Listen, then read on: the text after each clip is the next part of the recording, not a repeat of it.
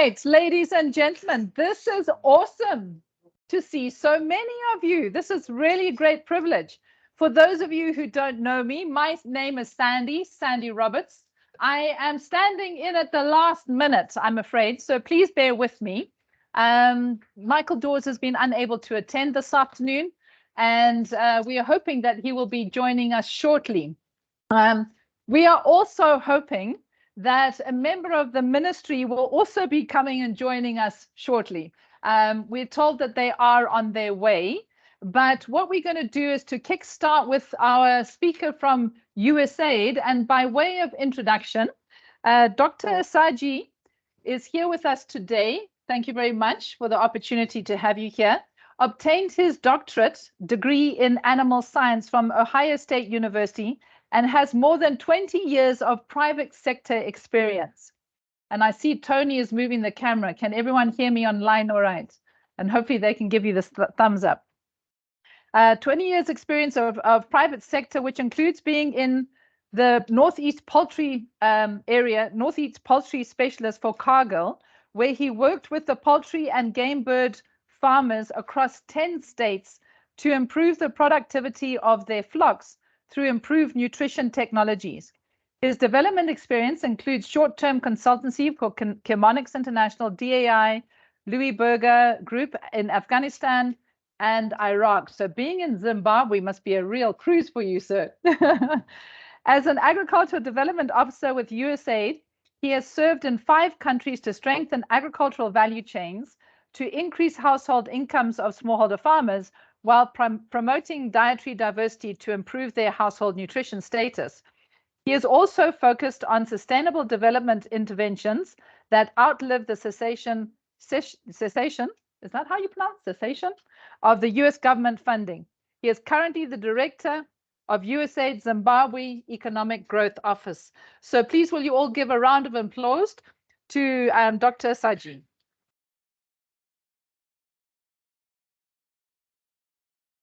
Thank you. And I've got to just try and extricate myself.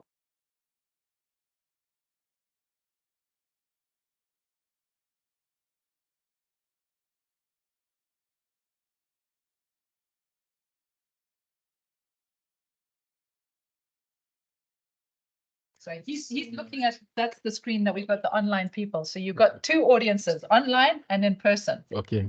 Okay. Thanks, Jeff. Thank you. Thanks, everyone, and thanks for coming. Today, we are going to be discussing the USAID's private sector partnership pathway, collaboration pathway, which is based on feedback that we have received from our private sector partners.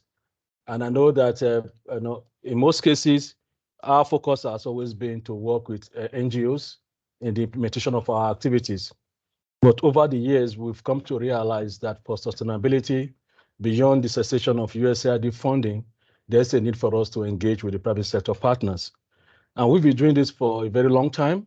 But here in Zimbabwe, this is almost the first time we are really making it an approach.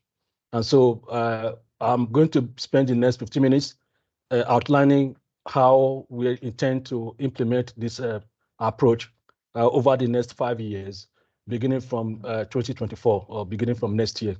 So the purpose of this pathway is, number one, to use the business models of private sector partners to be able to effectively reach as many people as possible. We all know that with or without USAID, there are private sector partners that are right here in this country doing their work. And so the question for us is, how do we work with them? How do we partner with them in a way that we are able to support them to scale up their activities, whether it's business or whether it's the delivery of goods or the provision of services? How do we support them so that at the end of the day, our beneficiaries, who are the smallholder farmers, who are small agribusinesses, are able to benefit from that? So, for instance, let's take Syngenta. The question would be, how do we support Syngenta, or how do we support Syngenta to be able to develop, improve seeds, to distribute these seeds to the rural areas, the most remote areas of Zimbabwe, such that our farmers are able to utilize this, purchase these improved seeds, know how to use the seeds, so that at the end of the day, they're able to increase the productivity of their farm. So such that perhaps if they used to get 2 tons before per hectare, they're able to get 10 tons per hectare. So in the process, we are supporting Syngenta to increase their profit margin through increased sales of improved seeds.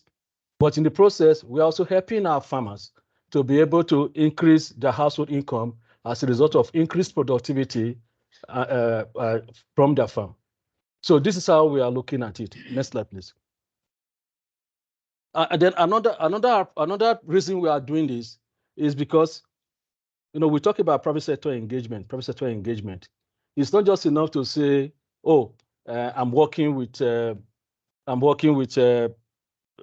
seed company, or I'm working with a fertilizer company, and then we meet, and then we say, oh, please, can you come and demonstrate your fertilizer products to our farmers? And then they come, they demonstrate the fertilizer products, and then they leave, and then we say, yes, we are engaged with the private sector partner. It is more than that. We are looking at a public-private partnership where we sit down and then we come up with a plan of action that we can implement together, so that at the end of the day, everyone is contributing to benefiting themselves and for us. Again, the idea here is that we know that private sector companies, they are in business to make profit, and there's no dispute about that. But for us, we want to figure out how we can work with them so that they make their profit, and at the same time, we achieve our development objectives, which is about agricultural development towards reducing poverty amongst vulnerable households. So again, that is it. So the goal of this pathway, again, is to support the private sector in their core business interest, while USAID achieve our development objectives. So for us in the Office of Economic Growth, for those who are not familiar, USAID Zimbabwe has 4 technical offices. We have the humanitarian assistance and resilience, we have democracy and governance, we have health, and then we have economic growth. So for us in the Office of Economic Growth, our focus area are this: in agriculture and in environment. So when we are talking about agriculture, we are looking at the whole value chain, not just production. We are looking at inputs. We are looking at processing, or post-harvest handling. We are looking at transportation. We're looking at marketing. We are looking at storage, warehousing, because we realize that increasing the productivity of farmers will not yield any result if farmers cannot sell their produce at a price that is affordable to them. We also realize that if we encourage farmers to adopt improved management practices, and then they produce these crops, I mean, they take loans to buy all the necessary inputs they need, and then somewhere along the line, like what happened in February, I think January of last year, when there was a dry spell of 28 days, a farmer take loans from the bank, invest, and then over a 28-day period, there's no rain, the crops dry up, then he has a problem. So we are not just looking at production, we are looking at the whole value chain to see what we can do to support all the value chain actors in a way that all of them benefit. And so that's what we are looking at under the agriculture portfolio. And then in the environment, we are looking at ecotourism enterprises. We are looking at how to reduce, what investment we need to make to reduce human-wildlife conflicts. We are looking at the establishment of community conservancies, and we're also looking at the commercialization of non-timber forest products. So these are the 2 areas that we are going to be focusing on within the next 5 years. And we are going to be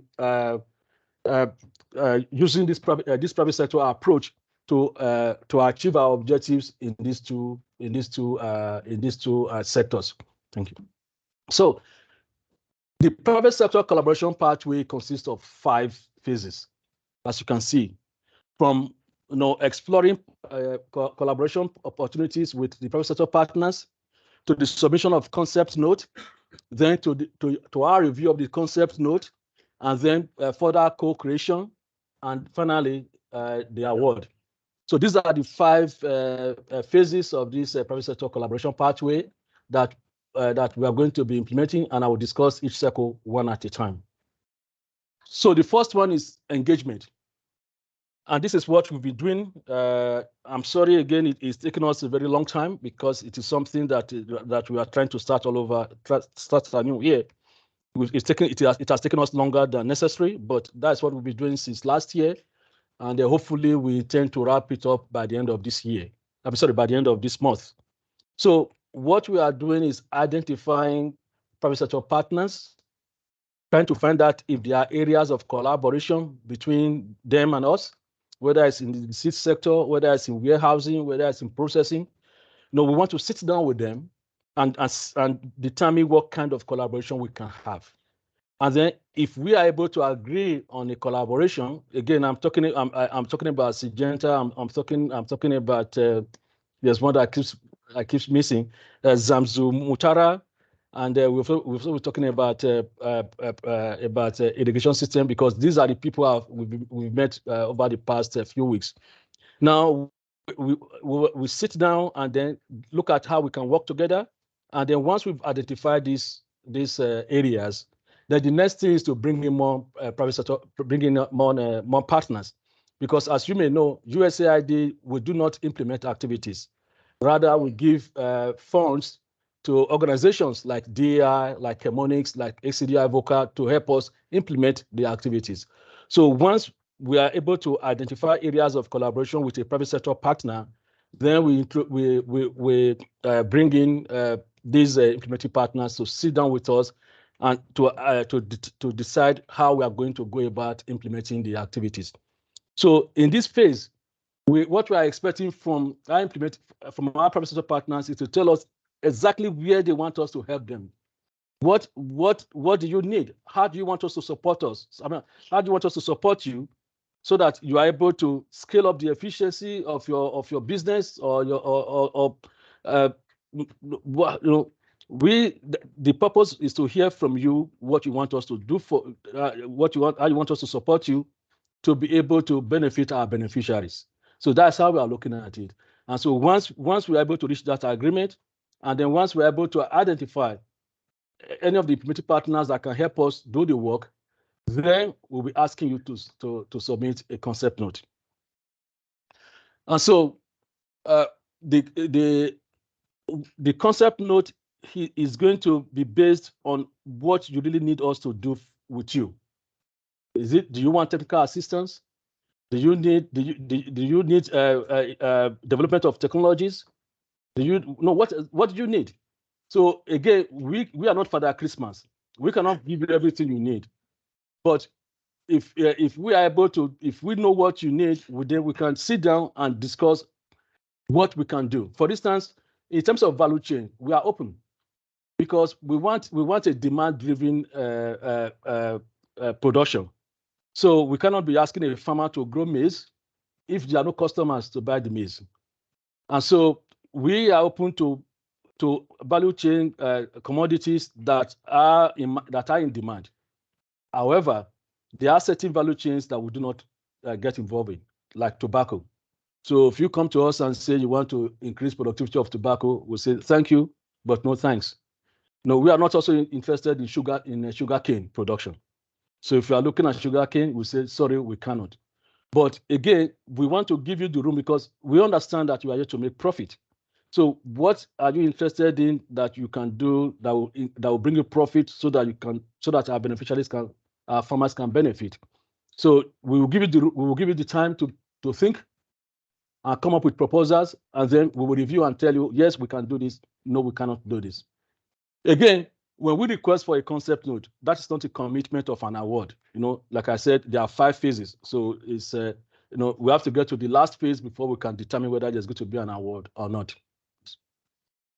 So the next step is concept note review. So once you submit this concept note, we're not going to see. Once you give us this concept note, we're not going to sit in an ivory tower and be evaluating. No. As we are reviewing the concept note, we are going to be reaching out to you, with questions, with clarifications that we do not, maybe there are things you indicated that we are not aware, we do not know of. And the purpose is that we want to be able to make a determination based on full information. And so we will reach out to you, we will discuss with you, we will ask questions, and then we will ask for follow-up, such that when we are satisfied that this is the best approach for us, then we'll let you know that yes, we like your concept note, let us discuss further.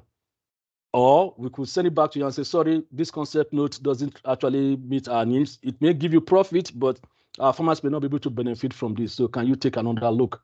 Or we'll just say, sorry, it won't work. Thanks. Maybe some other time. So again, when we send you an email telling you that, yes, we want to discuss further, that doesn't mean that we have an award. It's just to let you know that, yes, we are happy with what you have submitted. Let us go to the next phase. And then, so the next phase, okay, again, just to clarify, we know that businesses, they have proprietary information. We know that they have trade secrets. And so it is very important that when you send us a concept note, you indicate that this is trade secret or this is confidential, so that we keep it confidential. We want to maintain your trust. We don't want you telling us something that we don't know is confidential, and then we are discussing with somebody else, we blot it out. So please, when you send that concept note, let us, in fact, we prefer that you do not put any trade secrets at all. But if it is important that you do, then let us know that it is, so that we can protect your proprietary information and not do the wrong thing. So when we get back to you and say, yes, we like your concept note, then we want to do what we call co-creation.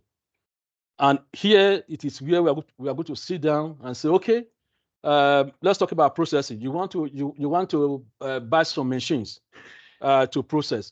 So who is going to own it? How many machines do you want? How many people? Who are the people? Who will be the people using these machines? This is when we want to discuss all the details. What's going to be the source of funding? We prefer minimum of 1-to-1. So is the whole process, is the whole activity going to cost $10 million? Okay, if it's $10 million, how much are you going to bring in? And how much are you expecting from us? So ideally, if it is $10 million, we'll expect that you are going to bring a minimum of $5 million, and then we'll bring in a maximum of $5 million. Minimum for you, maximum for us, because we want 1-to-1, but we'll prefer if you're able to bring us more than one. So if it is 50 million, we don't mind putting in 5 million while you bring in 10 million. But again, the minimum we go for is 1-to-1. And so we will discuss, okay, how much are you bringing in? How much do you want us to bring in? Who is going to, who are the people who will be implementing this?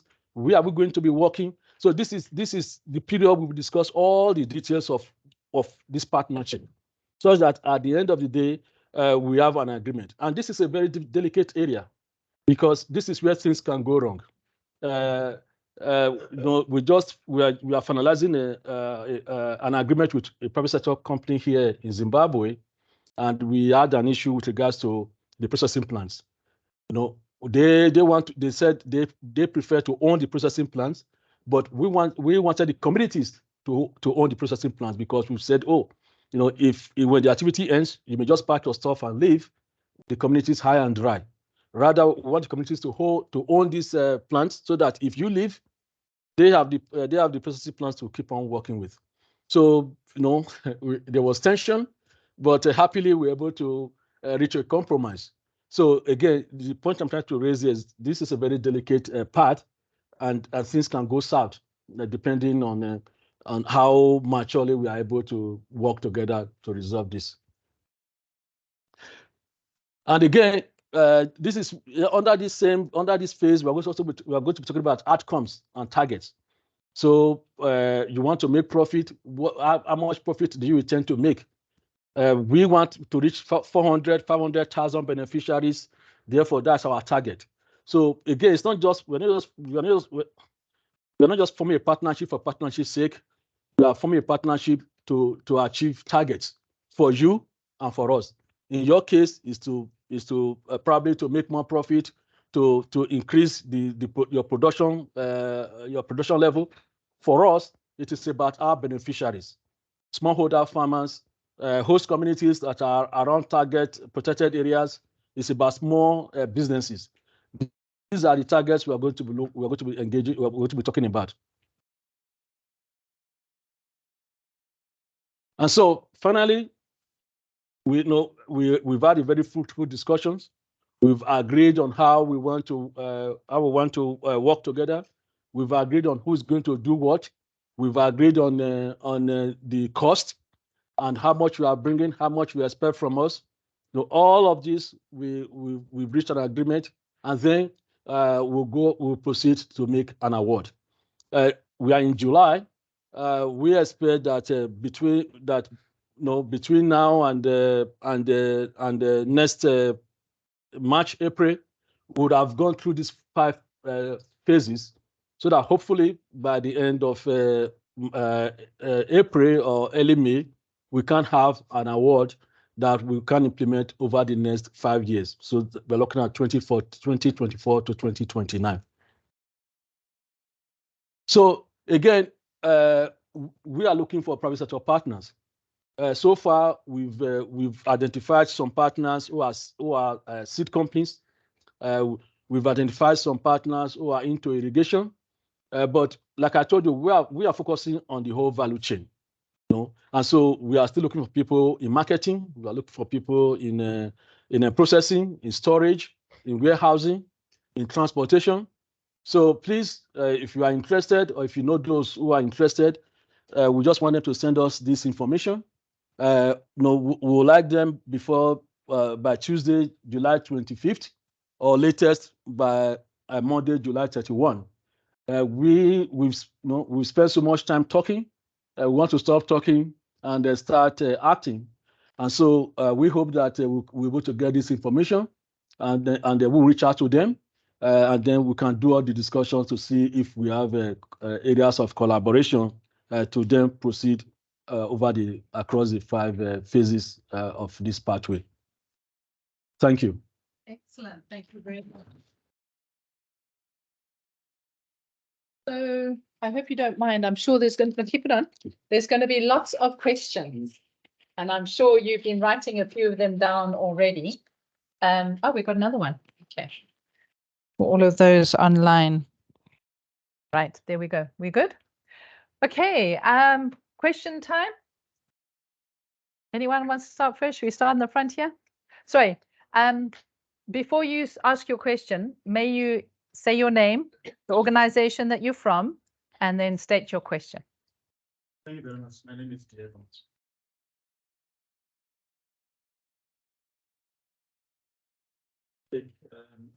Looks like most of the detail. Thanks so much for the presentation.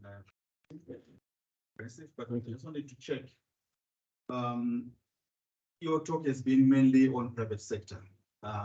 We are an NGO, and we also work with private sector.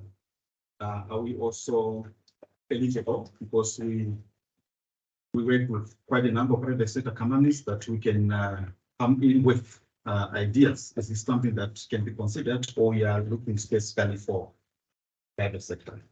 Sorry, before you answer that, can the online people hear those questions, or do we need to repeat them?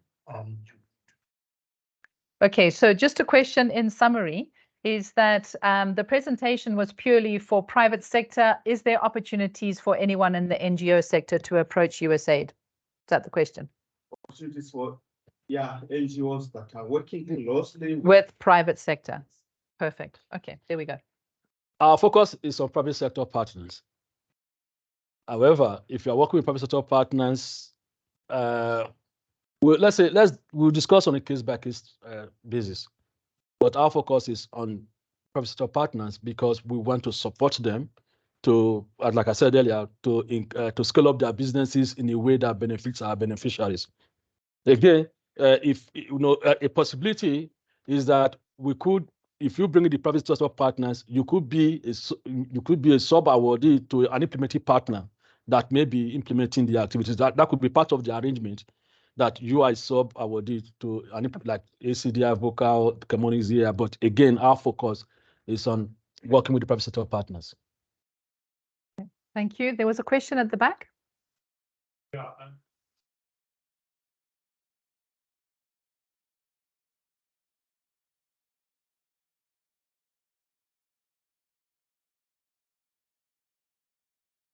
Would you mind repeating the question? Yes, you want to find out if this is only focused on Zimbabwe or if it also affects SADC countries.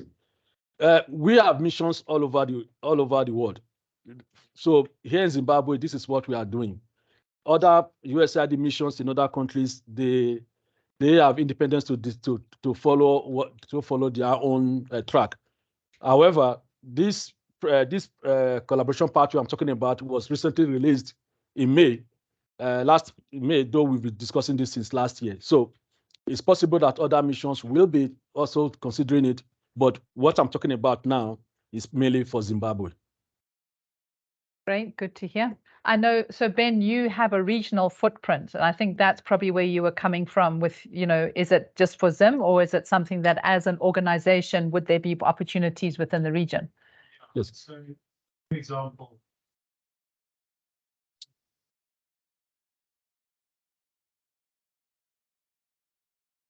So it's just for Zim. Yay, we get some money for Zim. I know I always complain because there's always lots of money in Mozambique and Zambia, but we kind of get the tail end of it. Another question, Michael.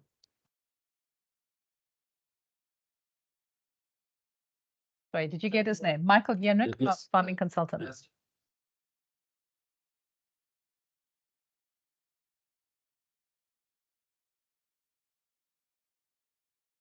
It's going to be with us through ACDI Vocal, because what we do is we'll just using the one we are doing now as an example, we are going to sign an MOU with the private sector company as to what we are going to do. But we'll have an award agreement with an implementing partner to implement that activity. So the partnership is between the private sector partners and us, but the implementation, we will sign an agreement with the implementing partner because they will be the one implementing the agreement. How many implementing partners do you have? Oh, there are many. But again, on this, we are going to ask them to, we'll ask them to indicate interest. So we may have 4, 5, 6, but we will sign an agreement with only one. Again, just to quickly explain, the private sector partner is like a husband and a wife. Mm-hmm. The father-in-law cannot give the man a wife. So we want the private sector partners to have a variety of partners to choose from. So if they have 3 or 4 and they discuss, then whoever they are most comfortable with, they will let us know. And it is that implementing partner that we will sign an agreement with. We don't want to say, oh, we want to do business with you, work with this guy, because it may not work out. Yeah. Right, right. Interesting. It's getting interesting. Yes. Thanks.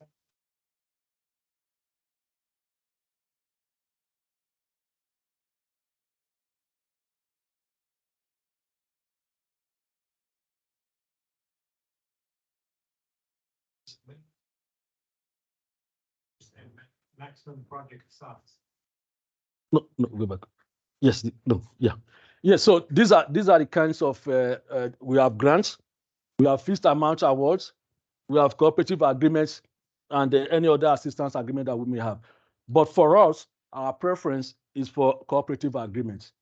And again, we do not want to put a ceiling on the amount. It depends on what partnership we have in mind.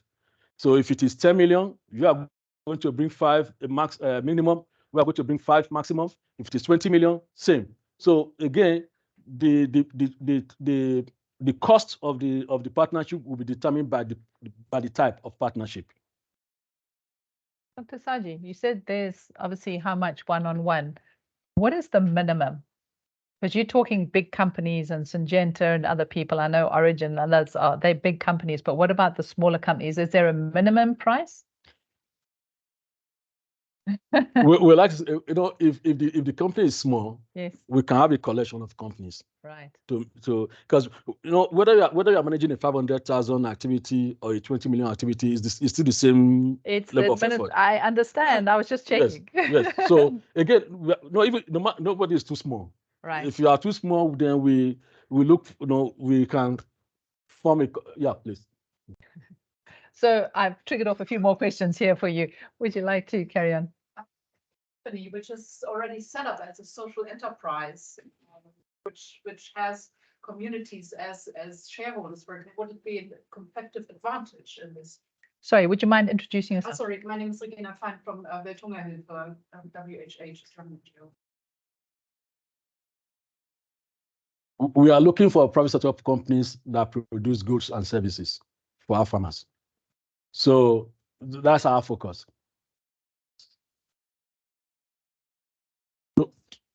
To produce For profit.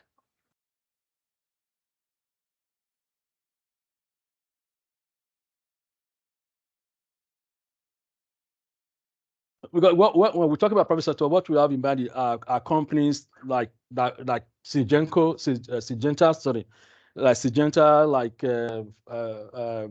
fertilizer companies, companies that are producing goods and agro business based companies. They are producing goods and services that will benefit our farmers.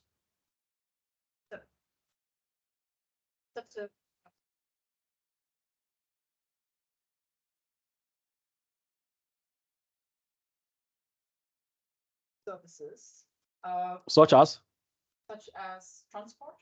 Okay. Again, yes, these are things we can discuss on a case by case. Again, because like I said, under the circle one is for us to sit down and discuss, identify potential areas, possibilities of collaboration. If there are, then we'll go to the next phase. If there's none. As a matter of interest, before we take the next question, can I just see by a showing of hands, how many are in the room that are actually from private sector? The back row people, the back row pews. All right, great. Well, it's good to see. We've got a real mix of representation here, which is what MLA is all about. So awesome. Right, at the back. Michael, you've already given a question, so I'm going to ask next to you. Coopers. I just wanted to understand, do you have a maximum number of awards? Maximum number of awards? No, because this is the first time we are doing it, so we are open to see what we have. Awesome. So you've got deep pockets. I know. I can see those guys in the back there going. The ceremony are called, but few are chosen. So we don't want to pick. We want to see what options are out there, so that we can then be able to make a determination as to what we want to do. Okay, another question. Yes, sir.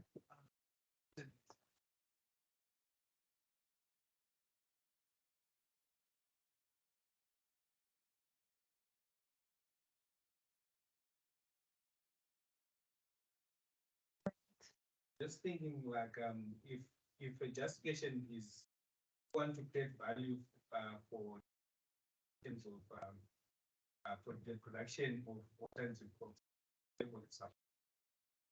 We'll support the alternative crops, not tobacco. Okay.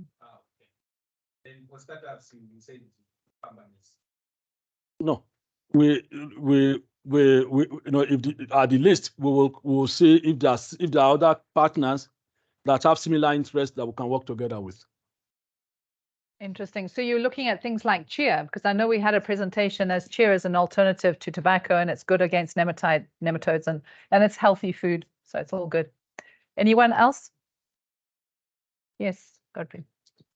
Just to, I know, USA, maybe they will come and say, we only want to support you to work with this type of farmer, not this type of farmer.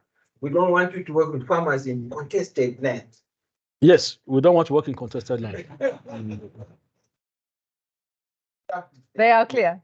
Yes, again, for now, our focus is on Manicaland province, Mashingo province, and the Matabele land north. We want to start off from there We're not saying that we cannot work in the whole country, but being, since we are starting something new, we want to start from these three provinces, especially around areas of natural regions 4 and 5. So that's where we are focusing on. And so again, we are not going to select beneficiaries. The private sector again is about making profit. We will allow the private sector companies to determine who they want to work with, where they want to work in, so long as it is within this criteria. Okay, understood. And again, please, we're already behind time, and so for those who are interested, we will appreciate it if they get back to us either by next Tuesday Quickly. or by the end 31st. or by the 31st. Yes. Okay, so just to clarify on that, to get back to you, it was that initial send an email, Yes. kind of a basic paragraph, and Yes. then they will, whoever in your office will respond and say, this looks interesting, submit a concept note. No. We said this look interesting, let us talk. Let us talk. Perfect. We have to identify go. areas of collab. Please, if you can go back. So before the 31st, before next week, before the 31st, that's the initial contact that you're looking. You're not Yes. specifically looking for a concept note. Second, the last slide. Yes. Yes. This all we're looking for. And then once you indicate your interest, you say, let us talk. Yeah. And then we'll talk to see if there are areas we can collaborate in or on. Yeah. And then after that, then we'll start discussing about concept note. Okay, so don't start panicking just yet about having to spend the weekend writing up a quick concept note. Obviously, it's a step-by-step process, so that's awesome.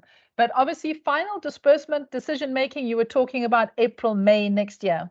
Yes, because it's going to take time. It's a process. Yes, it's going to take time to agree on areas of collaboration. It's going to take time to agree. You are going to do this. No, I'm going to do this. Okay. It's going to back and forth.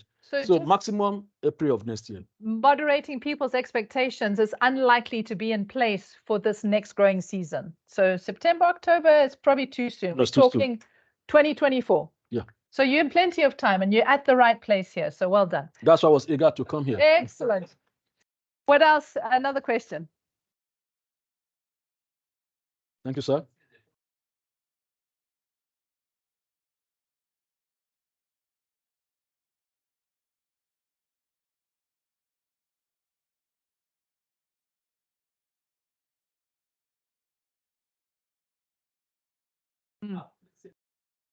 As they implement the program. Yes, we are in humanitarian, we are in machine, but if it proves that there's no money in humanitarian and machine, then they change and they say, we can get more money Much East. Much East. They're putting you on the spot here this afternoon. Well, it's a private sector. It's a private sector company. They are there to make profit, so we cannot tell them where they can work or where they cannot work. However, our partnership with them will be in these three provinces. What they do with the information in other provinces is not our problem, so long as they are working with us in these three provinces. Okay, we have some questions from our online members. Okay. Sorry to have forgotten you there. We're getting involved with the full auditorium here today, so you definitely are missing out. And so the first one is from Nadia from ACDI Voca. Will there be a grant fund under this project? And you mentioned an investment in a processing plant as an example. So will you provide grant funding for processing plants? Yes, again, I would say yes, but that will be part of the discussion under phase 4. Yeah. Who is going to do what do we need? How do we get it done? That's going to be that phase. So if it entails that, yes. So I won't just say yes because I don't know what it's You don't know what it is. Yes. But it's worth exploring. Yes, it's worth exploring. Great. And then the next one is again from Nadia. In other words, do you envision some of the USG funds to be spent on grants to private sector for investment in assets? And will these funding be spent on technical assistance only?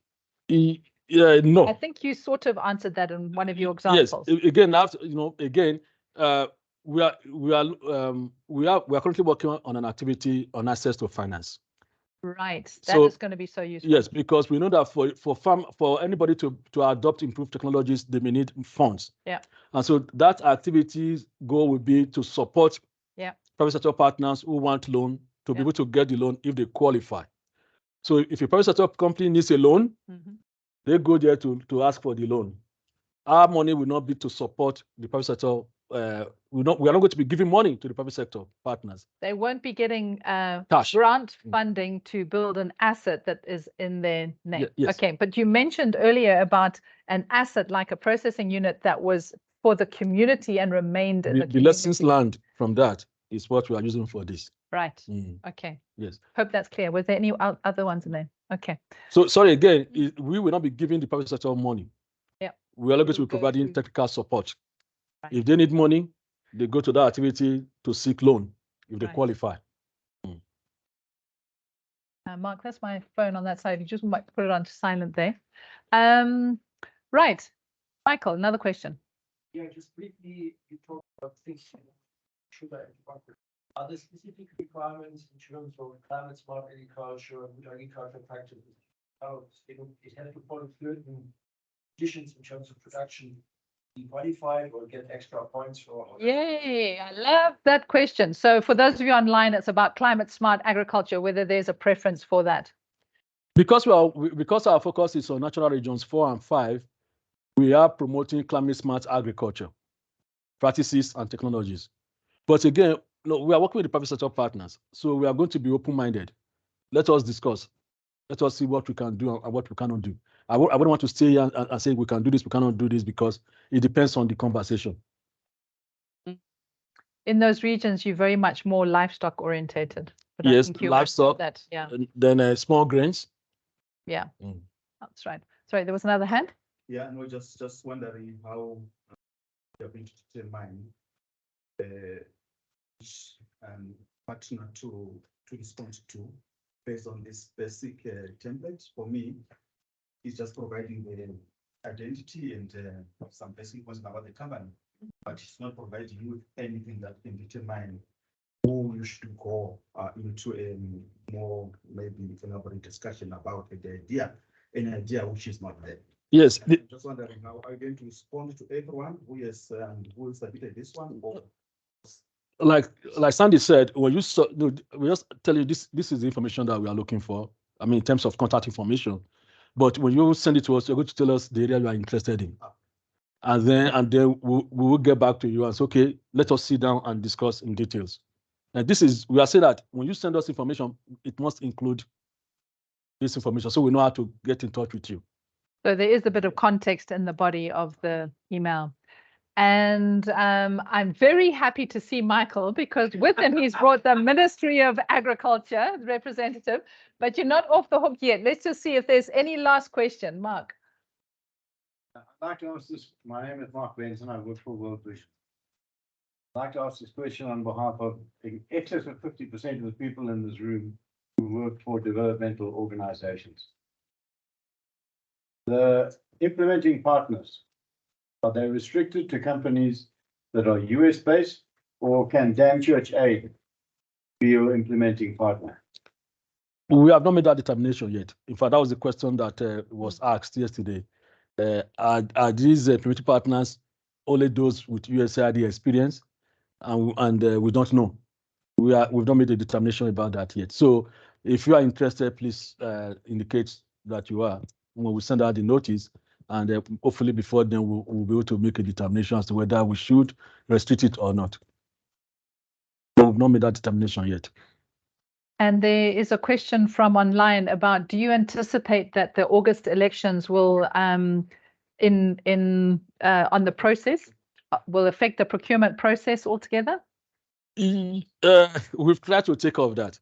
So we are hoping to send out a notice probably that's why we are talking about end of the month. Mm-hmm. We are probably trying to say that we plan to send the notice probably by the end of the month or first week of August. Mm-hmm. And then what we are going to say is that, if you are an implementing partner and you are interested in this, between now and end of September, because again, we already have a list. We have a list of private sector partners. Hopefully we have some more here. So these are the list. Yeah. Reach out to them and be discussing. Okay. So that, so in October, then we can then sit down formally to discuss. But in order to take advantage, in order not to be affected by this election, we are going to give them that room to be discussing virtually or in person. Okay, but we will follow up in October. Okay, well organized. Thank you. One last comment, question.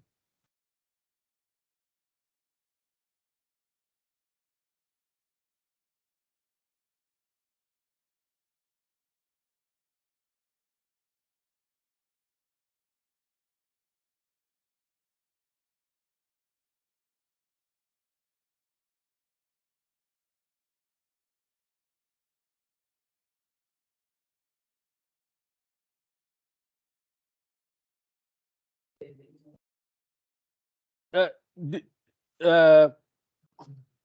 that's why we are working with local private sector partners here, producing the items here. And so all we need is a justification as to why we need to buy it from them here instead of from over there. So yes, I do not see that as a problem because we are going to work with local private sectors who may, for instance, we will be working with fertilizer company, and therefore, if they are producing fertilizer here, then we should be supporting them to make it available to our smallholder farmers. Excellent. Good. Thank you, sir. That was awesome. Give a great round of applause. Thank you, Dr. Saji. And now do I hand over to you, Michael? Yeah, just briefly. So it's a very warm welcome. Here we go. A warm welcome to Benjamin Chupwanya, who's representing Agritex today, who's going to take us through the second round crop and livestock assessment report. Thanks, Benjamin. So Benjamin is a crop specialist with Agritex, and he was delegated the work. We were hoping to get Professor Obed Jerry, but he was moved at the last minute to Mutari. You know how it is with the government. They pulled in many directions at the same time. Anyway, is the presentation loaded, Tony? Yeah. So I beg your apologies. I need to dash off again. I'm just dealing with another issue at the moment. So Sandy, if you don't mind finishing off, thank you. I think this has got a clip. How does it work? Sorry.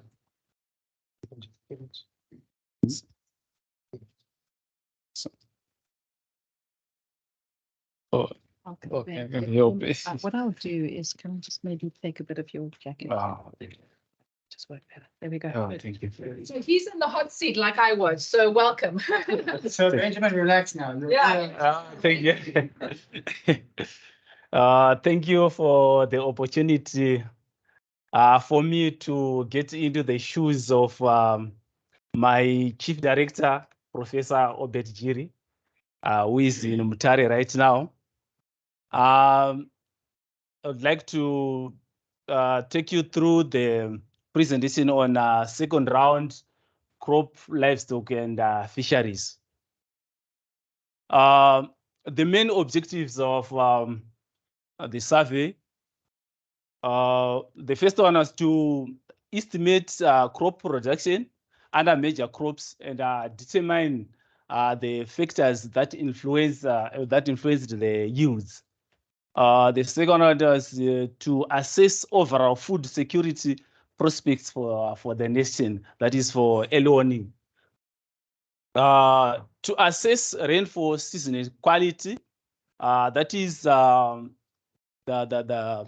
temporal and partial rainfall distributions and occurrence of extreme events affecting crop growth stages and conditions such as dry spells. To assess livestock production, water supply, pastures, and disease prevalence and control. Also to assess fisheries, aquatic resources production. And lastly, to assess the implementation and impact of rural development program on uplifting livelihoods. This is a program by the government which looks at things like implementation of gardens and aquaculture. Now, the methodology of the crop, livestock, and fisheries assessment, 3 methods were used. The first one is the normal survey, which is usually conducted by agritechs and veterinary services. That is our traditional survey method. And secondly, the satellite data using remote sensing tool. This was conducted through ZINSA, mainly focusing on maize production. And lastly, stakeholder reports and consultations, such as consultations with COTCO, TIMB, TRB.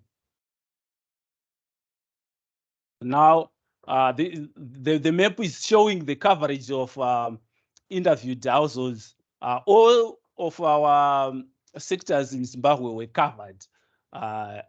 I don't know if the figures there are clear, but the map is indicating that all the sectors were covered, from large scale A2, A1, small scale farming area, old resettlement, communal area, peri-urban, and irrigation services. Now, on the quality of the season, our 2022-2023 season was characterized by an early onset of rains in the most parts of the country, except for the Mashonaland provinces, where the season was a little bit early. So the bulk of our crops were planted in November to December. Also, the earliest effective rains were received towards the end of November in the central and northern parts of the country. Most southern parts of the country experienced their onset from the third decade of December. That is from around 21 to 30 December. That is the third decade. In comparison to their long-term average precipitation, almost all the country experienced seasonal rains in the normal category. On that one, if you are saying normal category, we are saying we are referring that in terms of the total amount of rainfall received,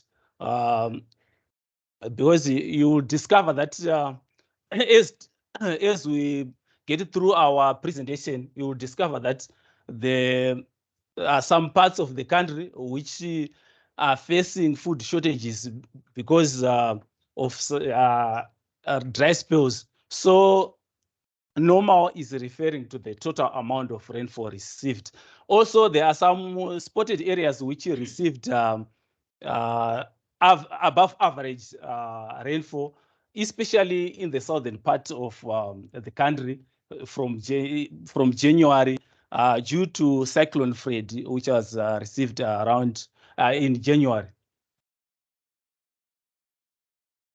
Now, on the food security production, this is the summary of food balance sheet, which is indicating our food requirement, both for human and animals, and also showing the strategic grain reserve.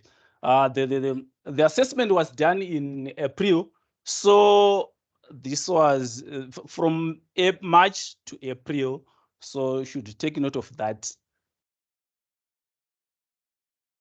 And now with the cereal tubers, where there are, is also a continuation of the balance sheet. Where there is a negative sign, it means there is a deficit.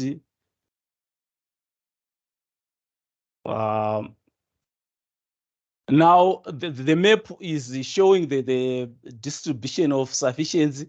Yeah, like what I indicated on the rainfall distribution, that there are some areas which were affected by dry spell, especially end of December. And also Cyclone Fred did not give the farmers the opportunity to do replanting.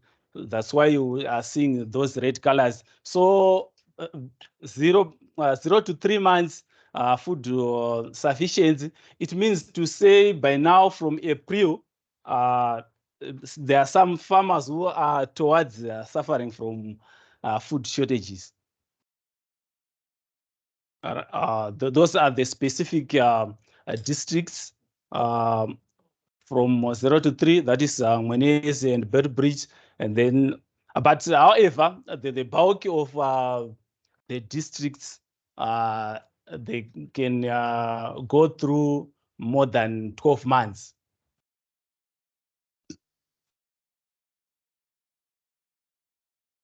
That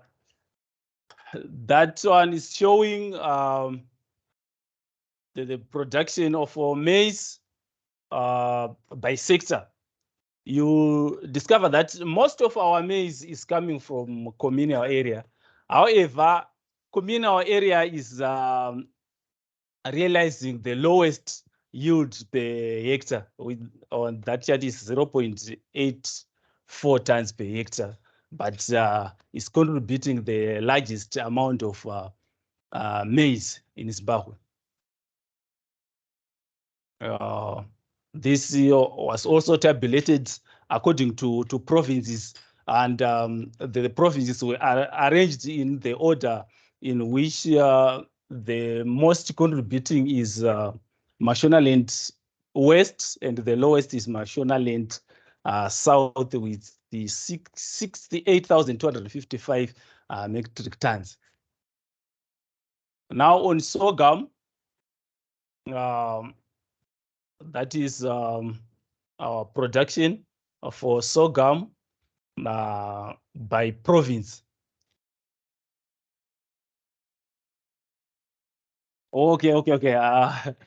Okay. So our sorghum, as compared to last season, that is 2021, 2022, with the better production, with an increase of 32.14%. Okay, on that one. The Mashonaland West produced the highest, that is 32,429 metric tons. At the bottom is Matabeleland South with the 20,700. Unfortunately, this was not arranged according to the amount of production. The list is Matabeleland, Manicaland with 10,760. The total is 191,125. For our pure millet, with an increase from 2021-22 season, an increase of 61%. So from 44,142 metric tons previous season to 71,221 metric tons this season. Yield increased 41% from 0.27 to 0.38 tons per hectare also. The province which produced the highest is Manicaland with the 20,354 metric tons, and the lowest is Mashonaland West with the 55 tons. On finger millet, finger millet production increased by 249.8%. That is from 5,320 metric tons in the 21-22 season to 18,610 metric tons this current season. The highest is Manicaland yet again. It's not Manicaland, it's Masvingo. It's Masvingo with the 2,065 metric tons, and the list is Matabeleland South with the 21 metric tons. Our sorghum and Pumvudza. Our sorghum and maize under Pumvudza. This is only showing the comparison between seasons from 2020-2021 to 2022-2023. Our Mvudza program is showing good progress, as you can see on that chart. So our yield is also growing under Mvudza.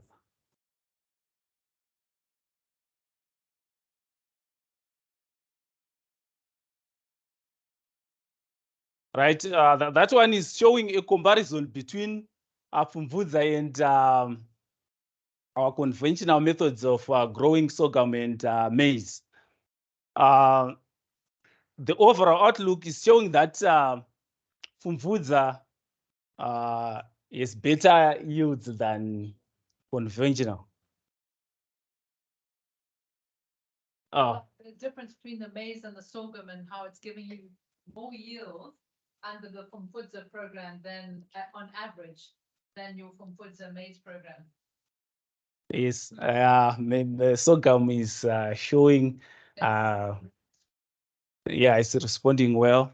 With Mashonaland East yielding 4.11 tons per hectare. Under maize, the highest is from Midlands, 2.67 tons.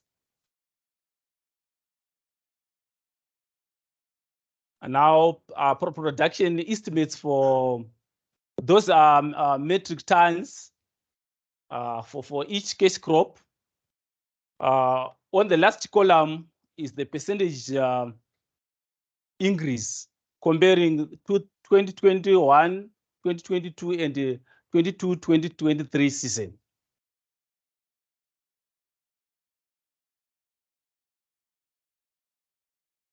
Other crops, groundnuts, we had an increase of 118%.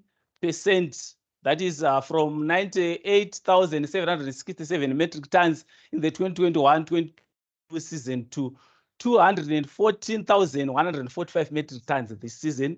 Sugar beans also faced an increase of 23% from 25,388 metric tons to 31,274 metric tons this season. African pea also production increased by 132% from 14,884 metric tons last season to 34,462 metric tons this season. Also, round nuts faced an increase of 232%. Rice remained static. Sesame production is estimated at 23,176, which is an increase of 327%. Also, sunflower had a huge increase, that is of 714% from 90,479 metric tons to 11,117 metric tons. Also, sweet potato production is faced an increase of 33% from 276 784 metric tons, an estimate of 276 884 metric tons from 207, a difference from 207,529 metric tons of last season. That is over on field crops. Now on horticultural crops, some figures are very tiny for you, I know, but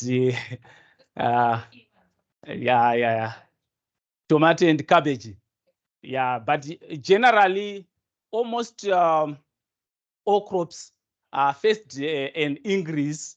On cabbage, that is leaf vegetables, cabbage we faced an increase of 35%. Our last column is showing the increase. Then on my left is the comparison for area. In the middle is the comparison for yields, and lastly, the last column is for comparison for production. That is comparison of 2021-22 season and 2022-2023 season. Your interest was also on tomato.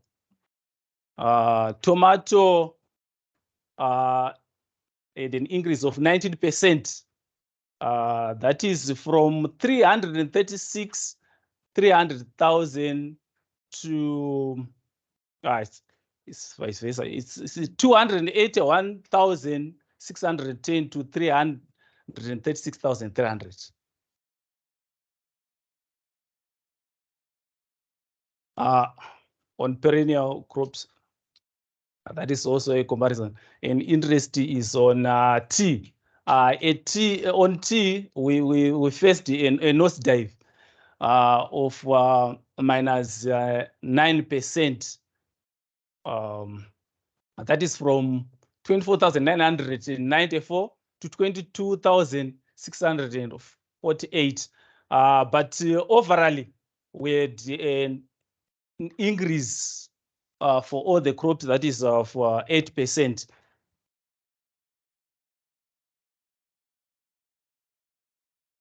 Okay, you answer. You carry on. But I'm thinking for those benefit in the back rows there. So blueberry, which is quite a popular crop here, the area has increased by 49%, quite a significant leap to 643 hectares now. The yield is 9 tons a hectare, and the overall production is 5,700 tons. That's a significant export crop that we've got here. So that's exciting. Sad to see that the tea is going down, but I'm not surprised. If anyone is up in that side of the world, you'll see that they're pulling out the tea and putting in coffee and macadamias and avocados. So just really interesting. So avocados as well, your area is 2,300. Not so much an increase. And macadamias is now 9,800 hectares, just round figures there. And sort of small increases all on that side. Pecan nut, though, on the other hand, and blueberries 69% production increase, pecan nut 43%. I know in the Matabeleland side that there's a lot of production that's been going on there. Anyway, carry on. Okay. We'll work together on the guys at the back. And now moving on to our presidential rural development program. With 1,448 188 vegetable combos, which were distributed to 1,548,188,000 households across the country, representing a 44.2% of the 3.5 million target. So that's a significant difference. I mean, you're seeing those conservation agriculture figures that you were showing from FUDZA. And so what you're saying is that 44% of the total beneficiaries actually received that from FUDZA pack. Interesting. Yes. The combo was comprising of 1 gram of tomato, onion, carrots, rape, and cabbage. Only 3 of 8 provincial demonstration gardens have been completed, although some 700 bores have been drilled. A cumulative total of 2,010,000 elite virus-free sweet potato vines have been distributed to 40,200 households across the country. That is the progress on rural development program. And now on nutrition gardens. The number of village nutrition gardens currently stands at 7,091, covering an area of 6,277. But a total of 5,649 gardens, representing 80% of the gardens, are functional, indicating an area of 5,022 hectares under production. That's significant. It's a lot of the NGOs and development organizations that have been involved in that. I'm sure the government as well. But that's big nutritional support. Sorry. Okay. Okay. Let's move on to livestock. Livestock production. On the grazing adequacy. Grazing condition and quality is ranging from fair, good across all, from fair to good across all the province. Grazing and browsing are generally sufficient to keep livestock in good condition for 4 to 8 months. If farmers practice good animal husbandry practices with focus on nutrition and animal health. Okay. You shall see that. Go back to the last side. The grazing condition map is showing almost a similarity with the water adequacy map. Next slide. What's so this spot here? That red spot. The red spot. The red spot is showing that Sorry, which some area? areas. Yeah, which area is it? Do you know? Yeah, no, I'm not sure. Okay. Specific now. Does anyone know? Mark, do you know what area is that? Cholocho. Okay, so those are the guys that are suffering at the moment. Eh? Okay.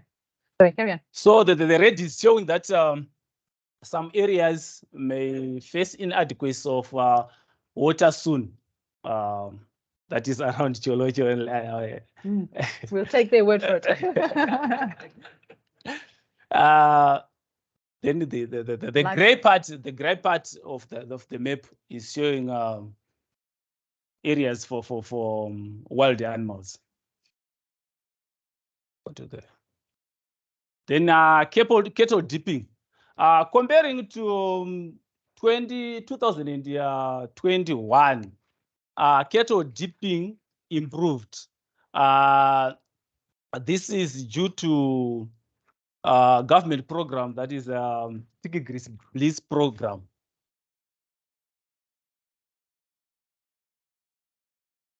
Then on silage program for smallholder dairy farming, a total of 1,975 hectares was put under silage crop. That is 1,901 hectares for maize and 74 hectares under sorghum.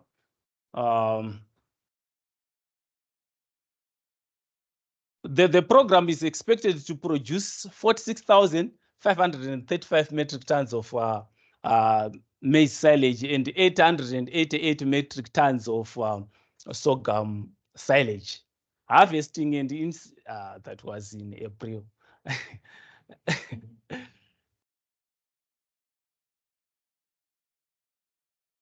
That is showing a trend on the use of consumption of commercial stock feeds. Since 2020, the demand of commercial livestock feeds has been increasing. The poultry industry consumes the most commercial feeds, accounting for 77% of all feed production in 2022. Due to increased consumption of poultry products, poultry feeds had the highest demand. Fish feeds accounted for 1% of total feed production, with the stock feeds primarily used by commercial aquaculture farmers. Now, trend on broiler production mainly. The diagram is showing trends for broiler production from 2016 to 2022. Overall, day-old chicks production increased by 24%. That is from 91.6 million in 2021 to 113.9 million in 2022. Broiler chicken was in high demand due to its favorable market price when compared to other meat products. Broiler meat production increased by 34%.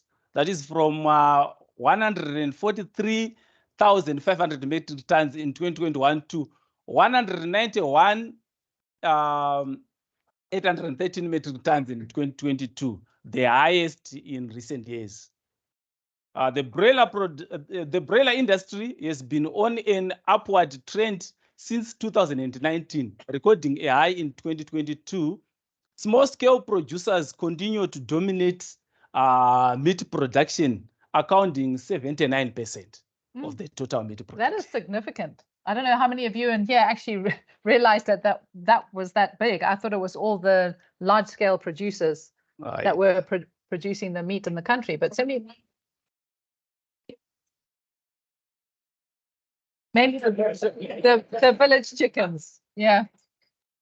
It's not only in broiler production, even in maize production, there's the small scale producers, they dominate. Yeah, interesting. That is the contribution of our presidential poultry scheme. The table is indicating the number of chickens distributed by province. That is in 2022 and 2023. And now the total is lying on 40,219, all the provinces. Now on beef cattle production trend from 2015 to 2022, the cattle population has been steadily increasing since 2017, with 5,443,770 recorded in 2022. The steady increase is due to the presidential Blitz Tigris scheme. The Blitz Tigris scheme contributed a lot in decreasing the death rates for our bovine. So we haven't reached the prior 2017 drop. Yes. Not yet. We Just a matter of interest, who's in the livestock industry here? What was the cause of that huge drop? Was that January disease that it first hit? Telerosis. The biggest killer for many years. No, it's a significant drop. Yeah. So we still haven't reached the pre-time coming back, but we are increasing. Good news. We're heading towards that. The 2017, because we had an increase from 2021, 2022. We are increasing. Yeah, good. Now, on your bulling ratio, shall discover that the number of bulls is almost too much now in Zimbabwe. Bulling ratio is ranging from 1:10 to 1:16, compared to our national target of 1:20 to 25. So we need to eat them now. Yeah, we need to consume some of the bulls.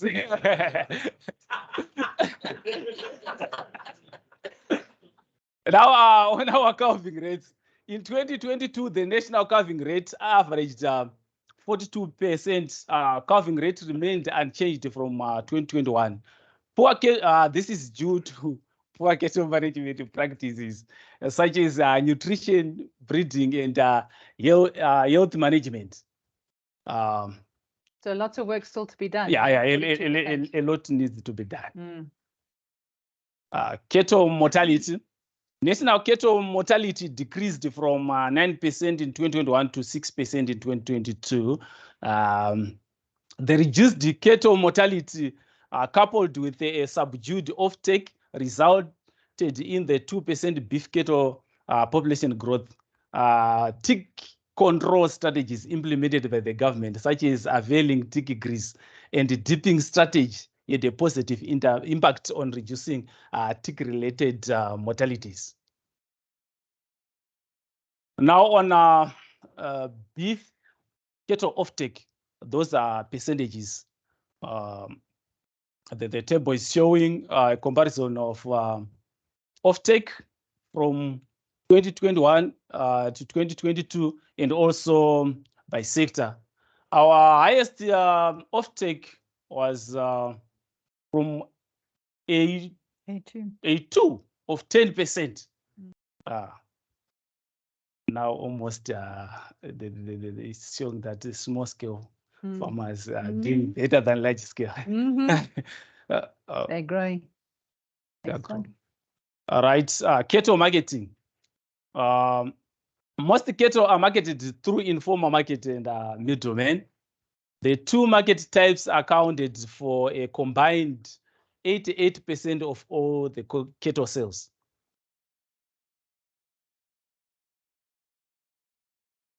If Sorry, something to add on that. No, so we've got a few more minutes to go and then we'll So answer let questions. me Yeah. rush. So the one, Okay. Oh, sorry. Could be a little bit back. Livestock sales infrastructure. This is showing statistics for the conditions of our livestock infrastructure. But most of the infrastructures, they are good. so just go back there. So out of 385, there's 20 that need reconstruction, major repairs on 127. So that's almost like a halfway, and minor repairs on the others. So out of that group of 385, half of them are needing a lot more work. For those of you in the donor community that are out there. Okay. Commercial beef cattle slaughter at abattoirs. That graph is showing Fairly trend. consistent. The trend for commercial beef cattle slaughters at abattoirs. The number of carcasses classified and graded at registered abattoirs increased in 2022 to 341,352 kgs from 298,242 in 2021. That is the bovine classification and grading at registered abattoirs. We can probably go. Yeah. On milk production, that is that graph is showing the trend. We are on an increase. We are in. So the blue line is for 2023 at the top. Then it looks like it's already shooting up, hey? For this year. So 2022, the red is for last year. We kind of finished above average, but it was kind of along the norms. But we really are spiking now. On dairy head statistics, also increasing. The dairy are facing the green line is showing the total. That is the combining both the followers and the dairy head. The red one is showing only the milking so head. I think it was the EU that was doing a lot of work in dairy. So obviously paying dividends coming up now. Yeah. Good production. Good production. Yeah, we were Growing also slowly. also growing slowly. But the kidding rates in 2022 fell by 5% to comparing from 2021, which had 89%, 2022 had 84%. But generally, we had an increase in the total. The same with our sheep production, we had also an increase. But in terms of lambing now, the sheep lambing rates decreased also from 68% in 2021 to 47% in 2022, despite the positive population growth. The sheep marketing chart is just half of them go to the abattoir. Yeah, the rest are all kind of middlemen and independent. It's different from our bovine. Most of bovine is through the middlemen. Yeah. Pigs. The pigs, yeah, also on an increase that is showing up to 2021. That is the annual pig slaughter graph, also on an increase. Then fisheries and crocodile. I'm surprised that crocodile's even on the national. Okay, sorry, carry on. Fish production, the fish produced was 15,041 metric tons, with 9,836 metric tons from capture fisheries and 5,049 tons from our aquaculture. See the contribution of aquaculture. So yeah, I think we can probably skip some of this. What I'd just like to say is that we will share this presentation, you know, once we Yeah, got yeah, permission, no I problem. think it's normally okay with the members of MLA. So you can have a look at this at your own leisure. Oh. Obviously, crocodile exports have been a little bit up and down. Hopefully they're on an upswing as well, because that's good export revenue. Right, recommendations. Do you want to do this one? On recommendations now, in light of the positive 2023 cereal balance sheet, grain importation is not recommended in the next 12 months. Don't shoot the messenger. He's just here to do the job. Anyway, carry on. Okay. Intensify the use of farmer field schools and digital platforms such as the Soils and Agroecological Digital Platform to improve on agricultural information dissemination in order to increase productivity. Climate proofing interventions should be intensified across all farmer categories with emphasis on smallholder farmers through promotion of diversification and use of drought-tolerant crops such as indigenous and traditional grains, especially in marginal areas of Zimbabwe. Farming should be guided by weather and climate information. Therefore, choice of crops and livestock grown by farmers must be informed by the agroecological region potential. Great. Is that the last slide? The last. Oh. So intensify women-focused initiatives such as Agri4She and focus on drought-tolerant, nutritious crops and livestock. Farmers to intensify agricultural production by increasing productivity rather than area. I think go back. Hastening completion of irrigation development projects should be a top priority. Presidential input support schemes should include chemical weed control options. That is for the government. The presidential degrees also should continue and even upgraded package, also including deworming chemicals. So this is obviously recommendations within Dr. Jerry is probably giving to the minister and escalating. Yes. Yeah. Okay. So maybe, you know, just talking about the tilapia hatchery, you know, annual production and productivity of A1 and A2 farmers and a few other things. Do you want to just go on to the next page? Right. There we go. Thank you for your attention. Ben, don't run away. We're going to put you on the spot still. Okay.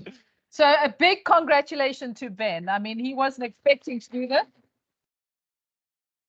and had challenges even to get here today with the transport from the ministry. So really appreciate you making the effort to be here.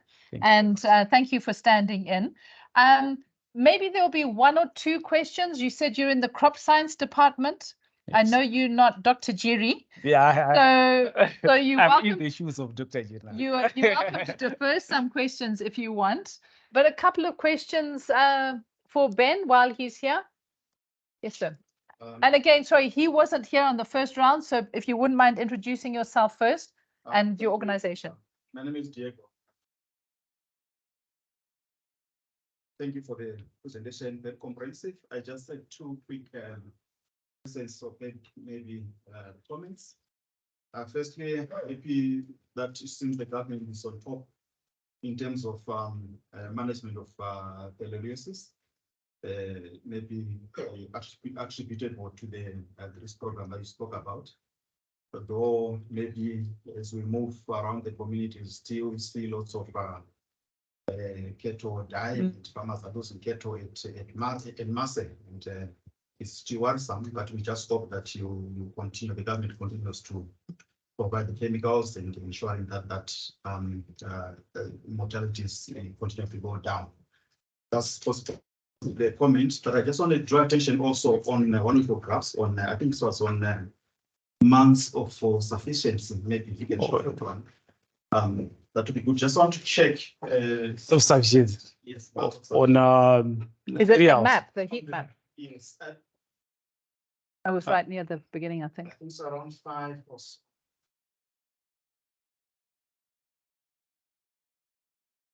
Is it that one? Somewhere. Yes. Yeah. Months of sufficiency, this one. Yeah, yeah. Ah. I want to check, I thought this was based on maize. I want to check whether it's also incorporated in the small bag. Oh, okay. It's for the cereals. It's for the cereals. So that was easy. Yeah, that's one down. Ben, Thank you. You have already looked. you didn't say who you're from. Though. It's Ben. He's another Ben. Oh, it's Yes, another Ben. not you, I'm Ben. so Ben. Yeah. Okay, thank you so much for the comprehensive session. Looking forward to the slides and also the report. So, quick questions. You indicated that our local fund for dairy currently stands at around 130 million. 120 to 130.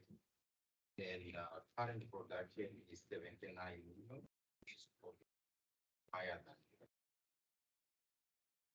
Are there any interventions to try and match the current local demand for the dairy sector? And secondly, I'm also interested in sunflower. You presented the overall production figures, but I'm interested in the yields. For sunflower and countenances. They were not part of the slides. I think there might have been something. There's a list of all the crops down together. Are you able to answer the dairy one first? For dairies, You don't know that, yeah. specialized crops. Maybe Mark would be. I mean, do you know what's happening on the dairy side? Were you mainly just beef? Oh, no, sunflower. Sunflower in there.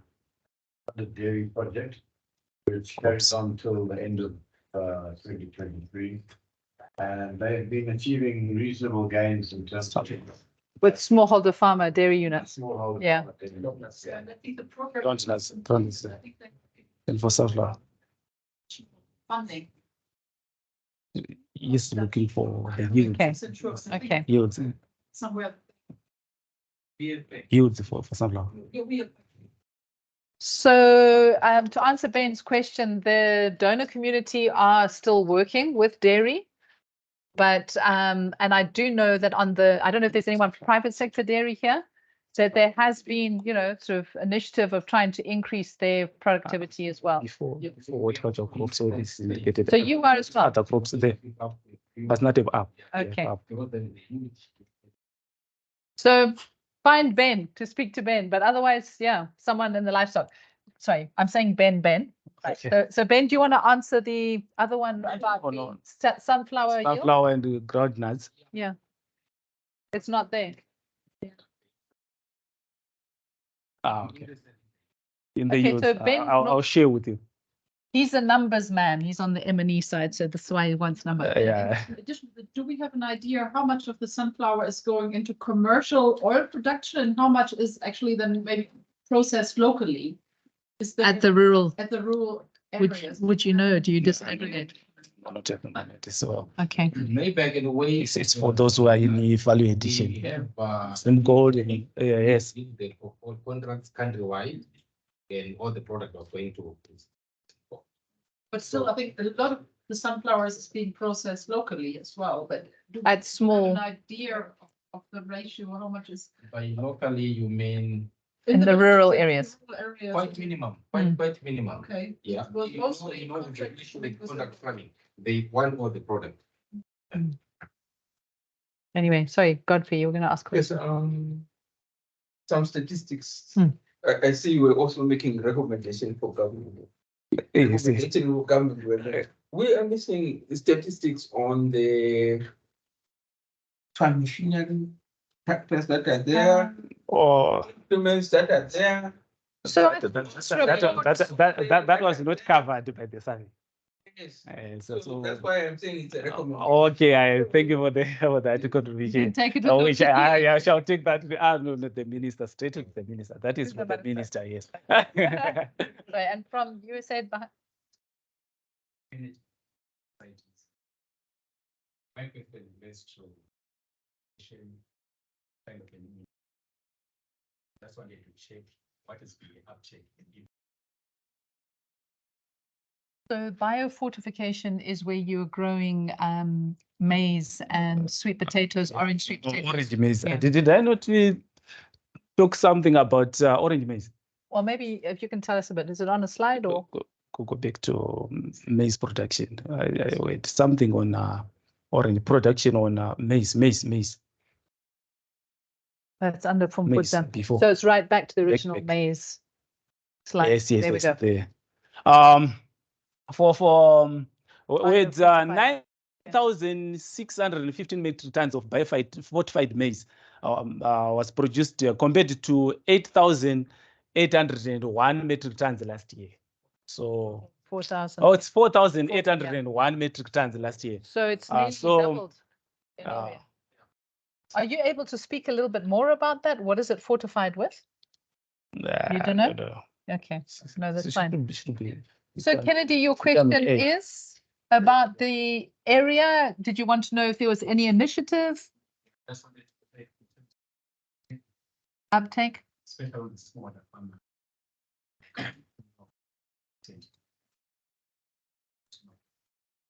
Yeah.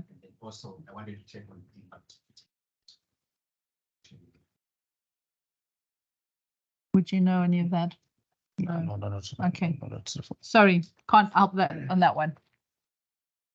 Right. Should we do one last question? Right at the back there. Would you mind standing up? My name is Masiba Osibu. I just want to Oh, great. Thank you. I think it's a cost for concern for us because this project which came, government was very much aggressive. That pays to us. First, because the government is not even supporting us, especially in the government program. Digital government program. Speed of it. So when you say the government program, the presidential program that is given the seeding out. Right, got it. Yeah, so comes to remember a government's biggest divide seed. So if they are not active on it, they are trying to just verbally push it to us. Then you find that they have taken away speed. So please take it out from the process to say. Yeah, anyway, I think we are sitting on lots of stocks of biofortified. It's the private sector, maybe the off-takers, they are trying their best. But farmers are not willing to do it. Why? Because the same GMB that you guys manage is not willing to buy. Thanks. Sorry, Ms. Simba, before you sit down, what is it biofortified with? What is the benefit? It's like, look at maize, I'll just comment on maize. Maybe that is also security markets that also I think put some of these varieties to us. Maize is a maize variety which is I think high vitamin A, which is I think for nutritional benefits also. Okay. And great protein. And protein. Yes, and protein. So then there is more 45, which we have also is high in iron and zinc as well. So I'm sure it's Do people just not like eating it? It doesn't make good meal. It's yellow. Okay. That's what. Yeah, say no more. Only Mumbies eat yellow meat.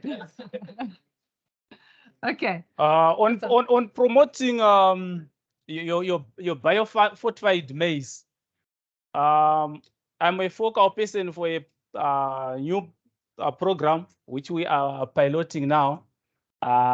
Would like to promote your yellow maize. Just come to my inbox. Get us name and number at the end. Card. Maize is white. It's not as yellow as of course, the vitamin A maize is quite yellow, but the higher protein maize is not that yellow. I think this is a bit more popular. The yellow maize is really difficult to. Understood. Yes, Kennedy. Okay, that's my final question. Yes. Some reports indicate that urban households are likely to experience food insufficiencies. But reading or watching television, we see government has got plans to export maize to DRC and to Rwanda. Oh wow. I just wanted to check with him to say, okay, what is it like? Do we have sufficient food for the country? The extent of even exporting to other African countries. How is that? That one. one's above your pay grade. That one is above my level. Where's the? I shall take it to the cabinet.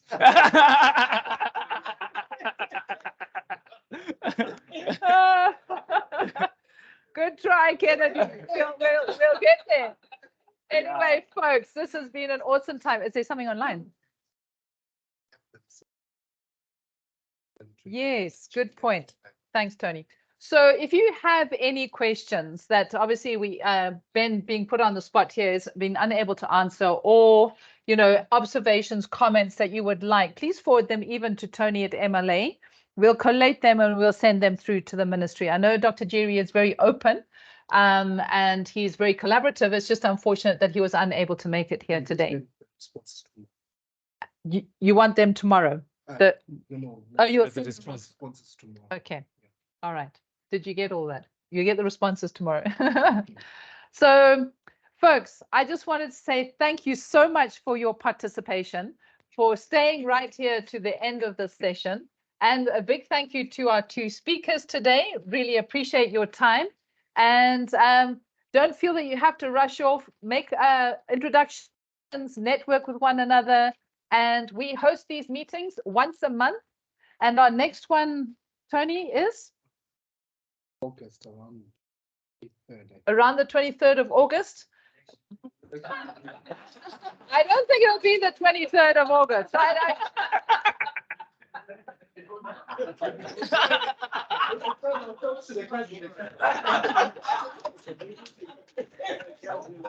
Okay, so just to confirm, it's not the 23rd of August. We'll let you know. Folks, have a good evening and thank you very much for your attendance today. And give yourself a good clap.